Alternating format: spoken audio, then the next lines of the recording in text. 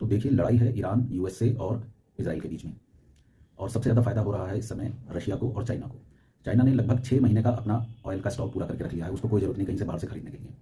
Russia और Ukraine में लड़ाई चल रही है, रशिया का जो भी पैसा खर्च हो रहा था, अब इस वॉर की वजह से वहाँ पे तेल मिल रहा है, और यूएस डॉलर में ऐसा कहा जा रहा है कि लगभग 1 से 1.5 अरब डॉलर पर डे रशिया कमा रहा है। इजराइल और यूएसए, इन दोनों की टेक्नोलॉजी काफ़ी अच्छी है, हथियार इनके पास काफ़ी अच्छे हैं, इंटेलिजेंस के जितने भी इक्विपमेंट होते हैं वो बहुत मॉडर्न किस्म के हैं इनके पास में। तो ये भी देर सवेर साल 6 महीने में जब भी कोई फैसला निकलेगा इस वॉर का, तो ये अपने हथियार बेच के, अपनी टेक्नोलॉजी बेच के ये अपने खर्चे को निकाल लेंगे, जो भी इनका खर्च हुआ है ये उसको पूरा कर लेंगे। और सुनने में आया है ईरान का नुकसान तो निश्चित रूप से हो रहा है, इसमें कोई शक नहीं है, लेकिन हॉर्मुज़ में, स्ट्रेट ऑफ हॉर्मुज़ में जितने भी जहाज फंसे हुए हैं, तो ईरान सबसे $2 मिलियन ले रहा है पास करने के लिए।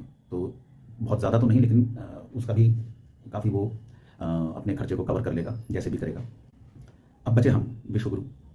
तो प्रॉब्लम ये है कि हम पहले रशिया से तेल लेते थे, हमारा सबसे पुराना दोस्त है। हिंदुस्तान में किसी से भी आप पूछो कि भाई कौन दोस्त है हमारा, तो सब यही कहेंगे भी रशिया शुरू से हमारा दोस्त रहा है।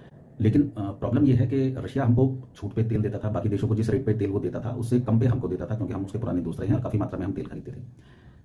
हमने अमेरिका के दबाव में आकर रूस से तेल लेना बंद कर दिया, और ना तो अब ईरान से तेल आ पा रहा है, ना कहीं और से तेल आ पा रहा है, तो दोबारा हम रशिया के पास पहुंच गए। रशिया ने अब हमको छूट देने से मना कर दिया, क्यू में लगा दिया कि जब नंबर आएगा तब मिलेगा और इस रेट में मिलेगा। तो विश्वगुरु का तो नुकसान हो गया भाई। ईरान के साथ हम खड़े नहीं रहे, वहाँ पे खुमैनी मरे, वॉर चली रही है।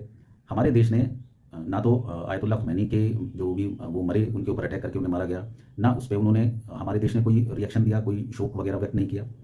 और उसके अलावा हमने कभी भी, आज शायद 20-22 दिन हो गए हैं इस वॉर को, 28 फरवरी से शुरू हुई थी, तो हमने कभी अभी तक इस वॉर की भी निंदा नहीं की। हमने ये नहीं कहा कि भाई इजराइल और अमेरिका मिलकर क्यों ईरान पे अटैक कर रहे हैं, क्या रीज़न है भाई इसके पीछे, और ये गलत है, हमने ऐसा भी नहीं कहा। तो अब ईरान भी हमको तेल नहीं दे रहा है, हालांकि अभी कोई किसी को भी नहीं दे रहा है ईरान तो इस समय, लेकिन अब ईरान भी की भी बैड बुक में हम लोग आ गए। रशिया ने ऑलरेडी समझ लिया कि भाई इनका कोई स्टैंड नहीं है, तो अब फंस गए हम लोग जो विश्वगुरु हैं।